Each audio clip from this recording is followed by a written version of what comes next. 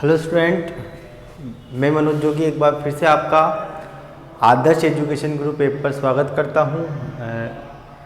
तो अभी तक जिन बच्चों ने आदर्श एजुकेशन ग्रुप ऐप को डाउनलोड नहीं किया है तो सबसे पहले प्ले स्टोर पर जाकर आदर्श एजुकेशन ग्रुप ऐप को डाउनलोड कर लें। आज हम फिजिक्स के लेसन नंबर 2 के जो टॉपिक है उसका नाम है अनंत विस्तार की आवेशित चालक प्लेट के कारण विद्युत क्षेत्र की तीव्रता के बारे में बात करेंगे। यह गाउस के नियम का दूसरा अनुप्रयोग है। ये गाउस के नियम का दूसरा अनुप्रयोग है। गाउस के नियम का पहला अनुप्रयोग हम लोगों ने पढ़ा है समरूप आवेशित गोलीय कोश के कारण विद्युत क्षेत्र की तीव्रता। आज हम बात करने वाले हैं अनंत विस्तार की आवेशित चालक प्लेट के कारण विद्युत क्षेत्र की तीव्रता। दोस्तों, इसका क्वेश्चन इस प्रकार से भी पूछा जा सकता है, समरूप आवेशित अपरिमित चालक पट्टिका के कारण विद्युत क्षेत्र की तीव्रता। दोस्तों, आपको सबसे इंपॉर्टेंट चीज जो इसमें देखनी है वो है इसका चित्र। आप लोगों को अगर इसका चित्र समझ में आ गया तो हम लोग आसानी से इसका मान निकाल सकते हैं। ठीक है दोस्तों, तो आज का दूसरा अनुप्रयोग में स्टार्ट करने से पहले आपको सबसे पहले इसके चित्र के माध्यम से समझा देता हूं। क्या लिख रखा है? अनंत विस्तार की आवेशित चालक प्लेट। तो हम क्या करेंगे, एक प्लेट ले लेंगे, चालक पट्टिका ले लेंगे। यह हम लोगों ने चालक पट्टिका ले ली। आप लोग ध्यान से देखते जाइएगा। हम लोगों ने क्या करा, एक आवेशित चालक पट्टिका ले ली। आप लोग आवेशित चालक पट्टिका लेने के बाद क्या करूंगा मैं दोस्तों, मैं इसको आवेश दूंगा। ये चालक पट्टिका अनंत विस्तार की, ये ऊपर तक जा रही है, ये लाइन ऊपर तक जा रही है, नीचे तक जा रही है। अब मैं क्या करूंगा, जैसे जैसे प्लस क्यू आवेश दूंगा तो संपूर्ण आवेश इस प्लेट के सतह पर, इस प्लेट के सतह पर, यहां पर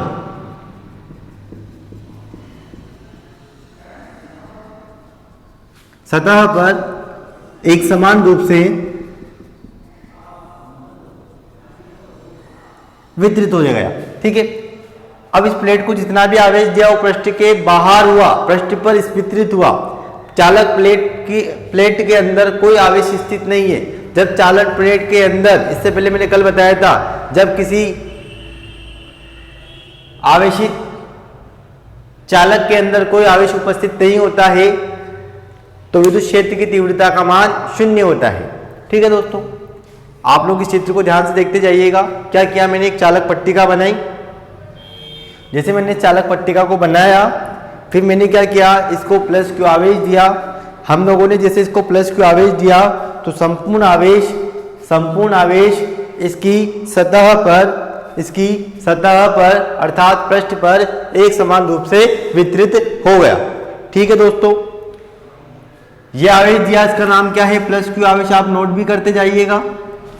हमें क्या करना है, बिंदु P पर, यहां बिंदु P बना लो, बिंदु P पर विद्युत क्षेत्र की तीव्रता का परिकलन करना है। बिंदु P पर विद्युत क्षेत्र की तीव्रता का परिकलन करना है।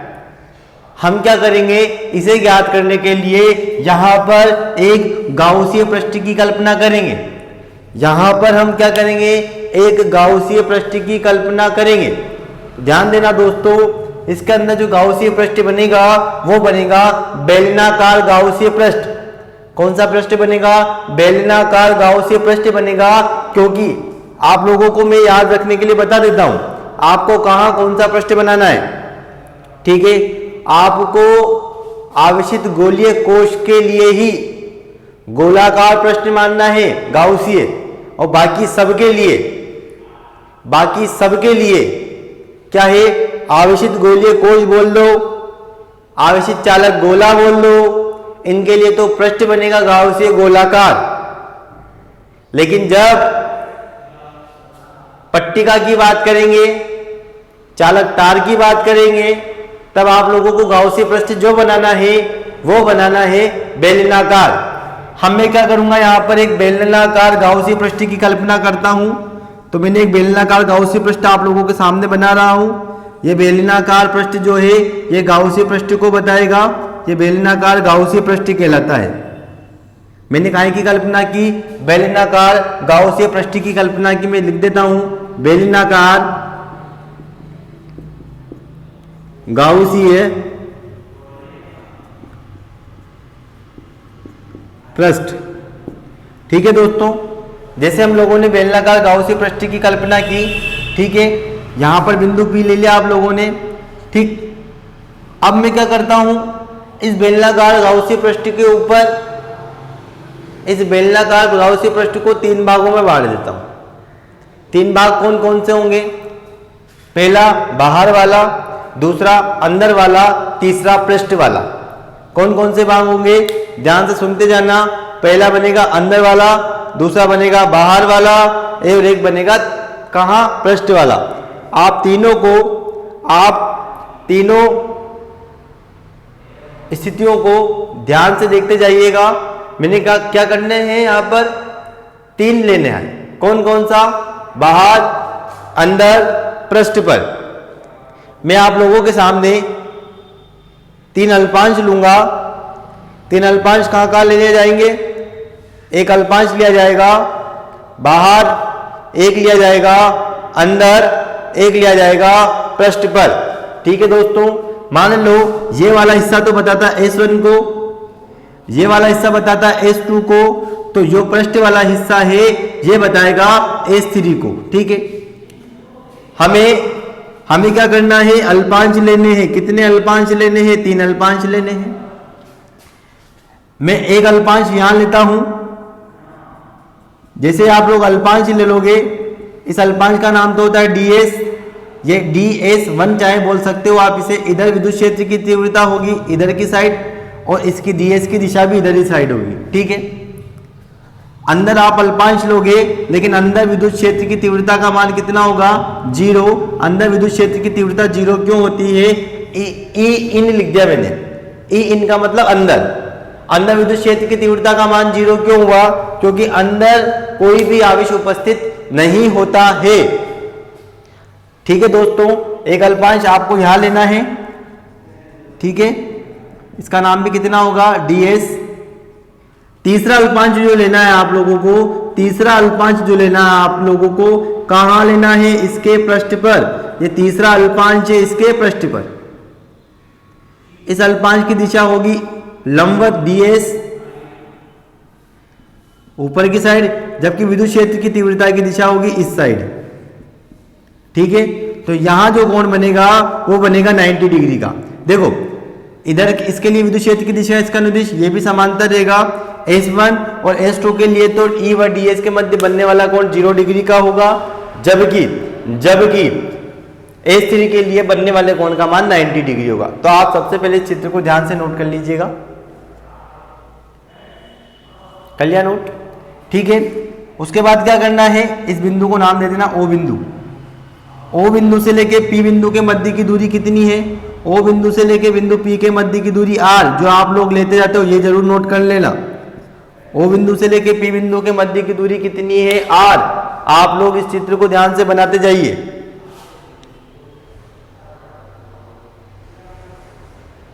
या आपने चित्र बना लिया होगा। आप लोगों को चित्र के बारे में और जानकारी चाहिए तो आप स्टडी मटेरियल में जाकर फिजिक्स के नोट्स में इस चित्र को और अच्छे से देख सकते हो। ठीक है दोस्तों, मैं इस चित्र को हटा देता हूं। अब हम लिखने वाले हैं चित्र के बारे में। अब हम बात करेंगे चित्र के बारे में। हमने जो जो लिखा, जो जो किया, उसे हम लिखते जाएंगे।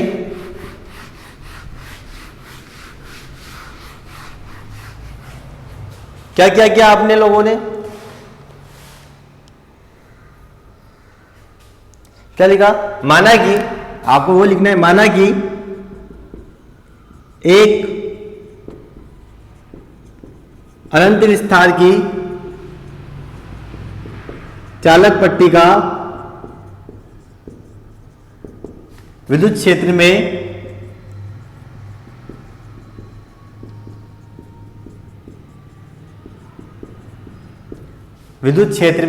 स्थित है। क्या है? माना कि एक अनंत विस्तार की चालक पट्टी का विद्युत क्षेत्र में स्थित है। जब इस चालक पट्टिका को या प्लेट को, जब इस चालक प्लेट को प्लस Q आवेश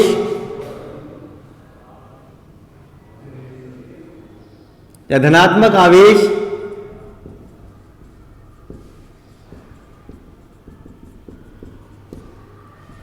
दिया जाता है तो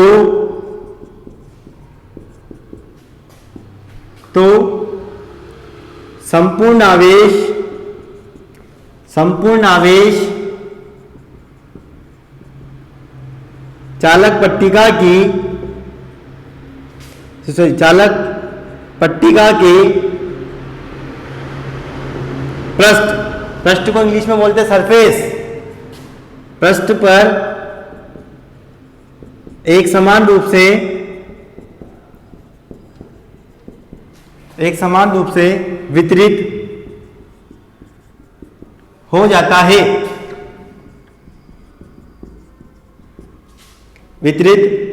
है, और अंदर पट्टिका के अंदर लिख दो या प्लेट के अंदर लिख दो, और प्लेट के अंदर कोई भी आवेश उपस्थित नहीं होता है। आप लोग नोट करते जाइएगा, कोई भी आवेश उपस्थित नहीं होता है। जब उसके अंदर कोई आवेश उपस्थित नहीं होगा तो विद्युत क्षेत्र की तीव्रता का मान कितना होगा? 0, जिसके कारण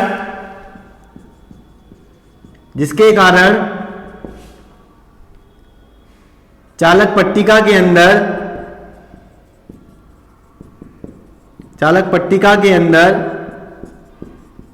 विद्युत क्षेत्र की तीव्रता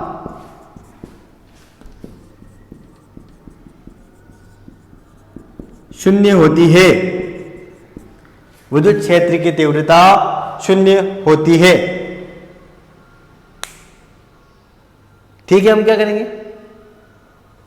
अब? फिर वही अपन को चालक प्लेट है, पट्टिका है, तो इसका पृष्ठीय आवेश घनत्व कितना होगा? सिग्मा।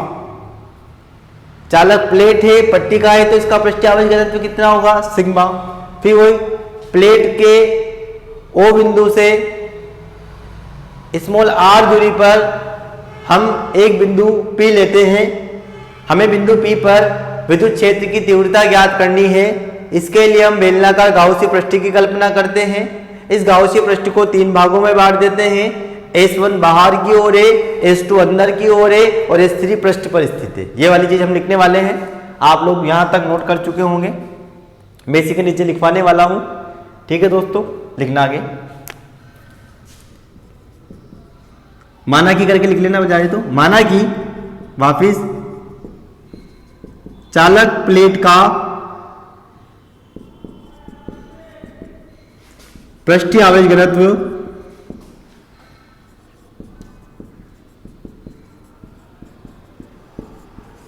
सिग्मा होता है। आगे बात करो, इस प्लेट के O बिंदु से स्मॉल r दूरी पर एक बिंदु या कोई बिंदु, एक बिंदु P लेते हैं। क्या करा मैंने? P लेते हैं। हमें बिंदु P पर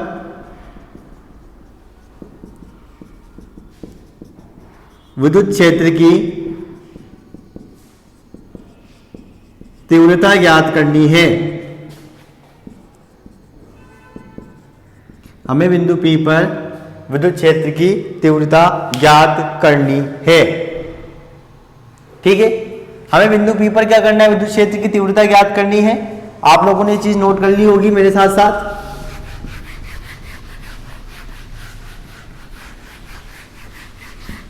हमें बिंदु P पर विद्युत क्षेत्र की तीव्रता ज्ञात करनी है। इसके लिए मैं क्या करूंगा? सबसे पहले एक काल्पनिक गाउसीय पृष्ठ की कल्पना करूंगा। तो लिखना आगे। अतः हम एक काल्पनिक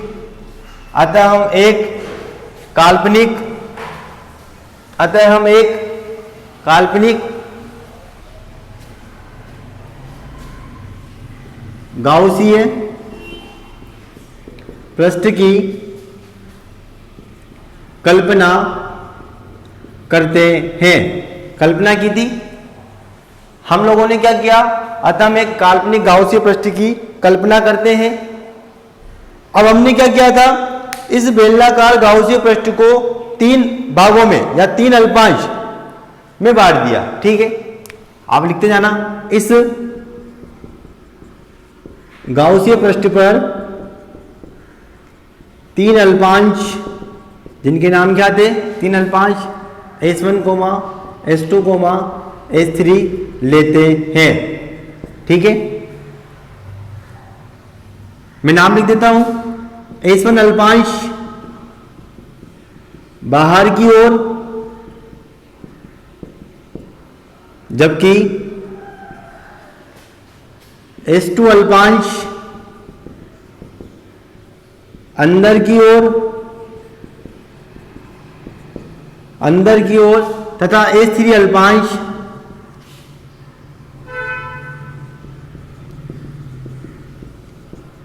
गाउसीय पृष्ठ पर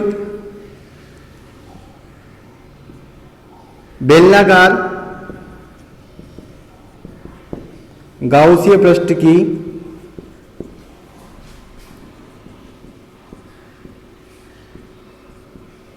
सतह पर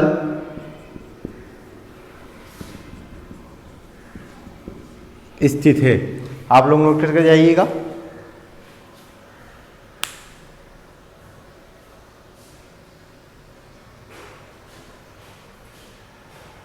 ठीक है, सबसे पहले हम आवेश का मान ज्ञात करेंगे। देखना इसी के नीचे, यदि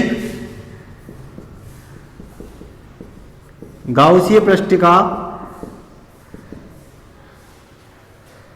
पृष्ठीय क्षेत्रफल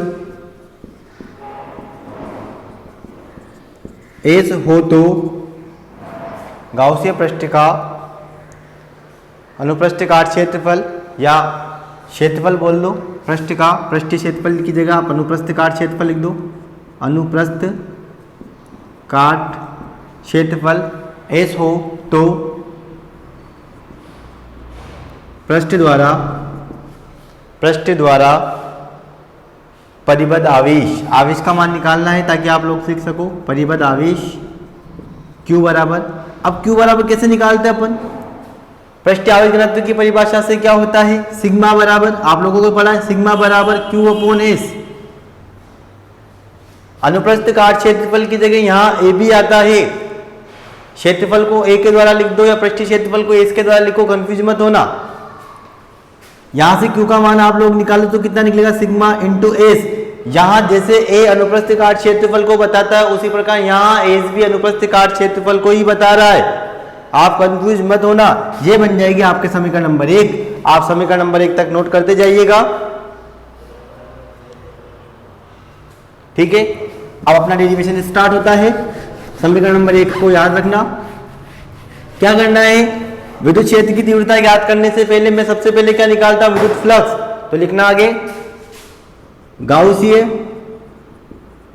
पृष्ठ से निर्गत विद्युत फ्लक्स। दोस्तों मैं आप लोगों को बता चुका हूं, फाई ई बराबर समाकलन का चिन्ह ई डॉट डी एस, यही आप लोग लिखते हो। एस को लिखा, ये पूरे बेलनाकार पृष्ठ के लिए आ गया। गाउसीय पृष्ठ से निर्गत कुल विद्युत फ्लक्स दिया गया। फाई ई अपनी जगह आएगा दोस्तों, में डी फाई वही आ जाएगा। अब मैंने इसको कितने भागों में बांट रखा है, पूरे बेलनाकार गाउसीय पृष्ठ को 3 भागों में। कितने भागों में बांट रखा है, 3 भागों में। 3 भाग कौन कौन से होंगे, S1 होगा, S2 होगा और S3 होगा। ठीक है दोस्तों, या फिर मैं आप चाहे तो यहाँ से लिख सकते हो, इसकी निम्न 3 स्थितियां बनेगी। आप लोग निम्न 3 स्थितियों के बारे में बात कर सकते हो। सबसे पहले मैं बिंदु गुणनफल हटा देता हूँ ताकि आप लोगों को प्रॉब्लम ना हो। ds कोस थीटा, ठीक है, ये एस बन गया समीकरण नंबर 1। अब थीटा की 3 स्थितियां है। 3 स्थितियां किस किस के लिए बनेगी, S1 के लिए बनेगी, S2 के लिए बनेगी और S3 के लिए बनेगी। फिर आप लिखते हो समीकरण नंबर 2 को हल करने के लिए निम्न 3 स्थितियां बनती है। कितनी स्थितियां बनती है? 3। हम तीनों स्थितियों के बारे में बात करेंगे। कौन कौन सी स्थिति? स्थिति number first S1, second S2, third S3। First स्थिति, जब बिंदु P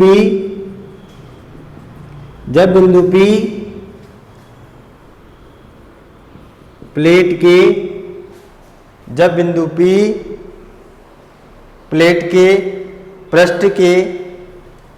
के पृष्ठ के बाहर स्थित हो। ये बात करें S1 के लिए। मैं आप लोगों को लिखा देता हूँ S1 के लिए, तो क्या निकलेगा इसके लिए? मैं S1 के लिए आप लोग इस चित्र को भी देखते जाइएगा। S1 के लिए ये DS की दिशा थी और इसी दिशा में E था। दोनों की दिशा एक दूसरे के समांतर थी। जब दोनों की दिशा एक दूसरे के समांतर होती है तो वहाँ कोण कितने डिग्री का आ जाता है? वहाँ कोण कितने डिग्री का आ जाता है? 0 डिग्री का। तो मतलब एक दूसरे के समांतर है, इसलिए तो थीटा बराबर 0 डिग्री। जब थीटा बराबर 0 डिग्री होगा तो कोस 0 का मान कितना लेना है? आपको 1 लेना है। आगे आप नोट करते जाइएगा। S1 के लिए मान निकाल लेंगे अपन। फाई ई बराबर कितना आएगा? ये S1 लिख देता हूँ मैं ताकि आप लोगों को याद रहे। EDS कोस 0 डिग्री। ठीक है, कोस 0 का मान 1 हो चुका है, तो फाई ई बराबर कितना आएगा दोस्तों? EDS S1 के लिए। आगे हम बात करेंगे, यहाँ क्या करेंगे? फाई ई अपनी जगह जाएगा। फाई ई आने के बाद ई बाहर निकल जाएगा और DS का समाकलन आपके पास केवल होगा S का मतलब पृष्ठीय क्षेत्रफल। ठीक, ये आपके बन जाएगी समीकरण नंबर 3। ये बात हुई S1 के लिए। किसके लिए बात हुई अपने पास? समीकरण नंबर 3 किसके लिए बताती है? S1 के लिए बताती है। तो आप चाहें तो यहाँ पर S1 के लिए बात हो गई है। ठीक है, हम अब बात करेंगे। अब हम बात करने वाले हैं स्थिति नंबर सेकंड की। जब बिंदु P प्लेट के पृष्ठ के अंदर स्थित होगा तो मतलब अपन किसकी बात करेंगे? S2 की बात करेंगे। अब बताओ, चालक प्लेट के अंदर, तो आप डायरेक्ट लिख सकते हो। लिख दे। आप क्या लिखोगे? चालक प्लेट के अंदर आवेश का मान 0 होने के कारण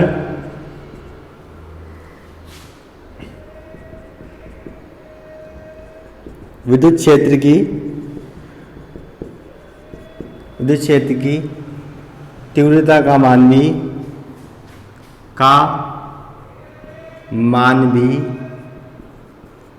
0 होता है। क्या होता है? विद्युत क्षेत्र की तीव्रता का मान भी 0 होगा। अतः इससे निर्गत विद्युत फ्लक्स का मान 0 होगा। अतः निर्गत विद्युत फ्लक्स भी 0 होगा।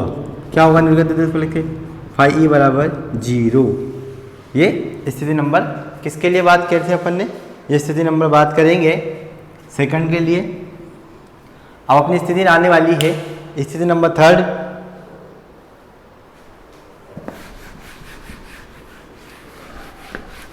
ठीक है,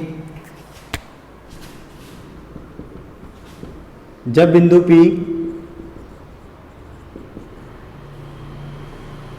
गाउसीय पृष्ठ की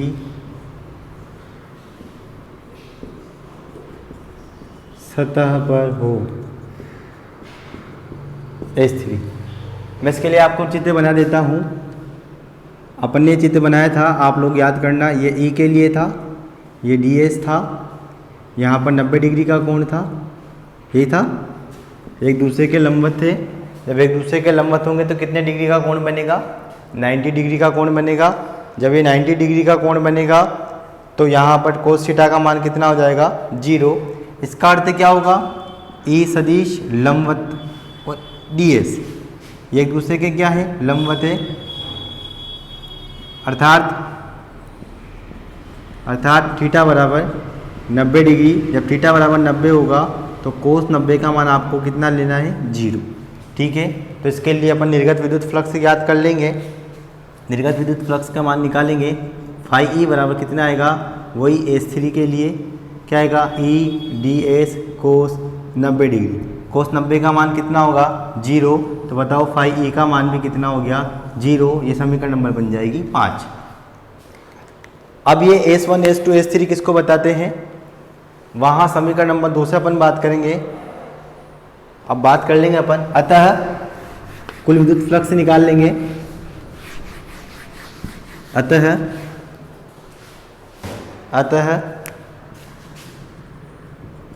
कुल निर्गत विद्युत फ्लक्स फाई ई बराबर कितना आएगा। निर्गत विद्युत फ्लक्स किस किस के द्वारा ज्ञात करोगे भैया, S1 के कारण कितना था, किसके कारण ज्ञात करोगे, S1 के कारण कितना था वो अपन ज्ञात करेंगे, प्लस S2 के कारण कितना था वो ज्ञात करेंगे, ये सब अपन ने पहले ही ज्ञात कर लिया।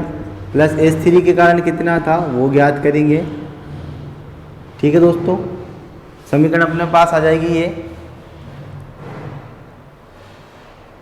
समीकरण नंबर आपके बन जाएगी 6। S1 S2 S3 का मान आप रख सकते हो 3 4 5 से। समीकरण नंबर 3 4 5 से मान 3 4 5 से मान 6 में रखने पर, जैसे आप 6 में मान रखोगे आप लोगों का सारा आंसर आ जाएगा। इसका आंसर आया था आपके पास ES, इसके लिए आया था 0, इसके लिए आया था 0। फाई ई बराबर आ जाएगा आपके पास ES।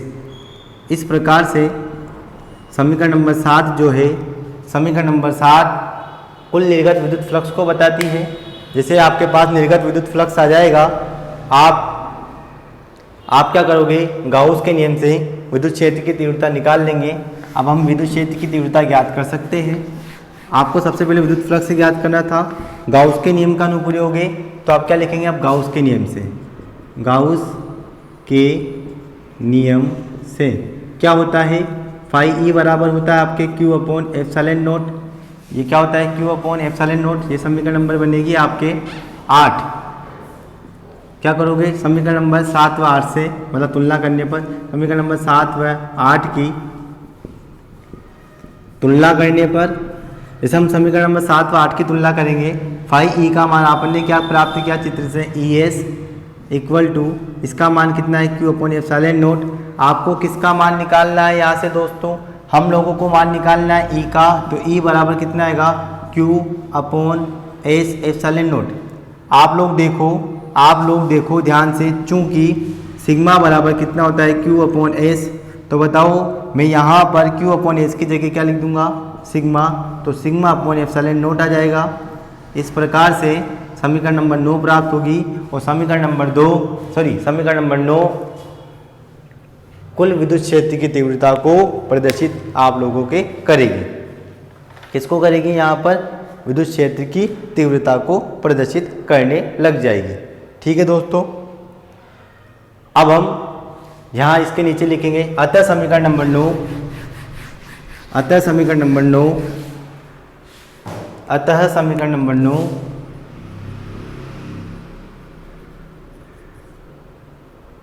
आवेशित चालक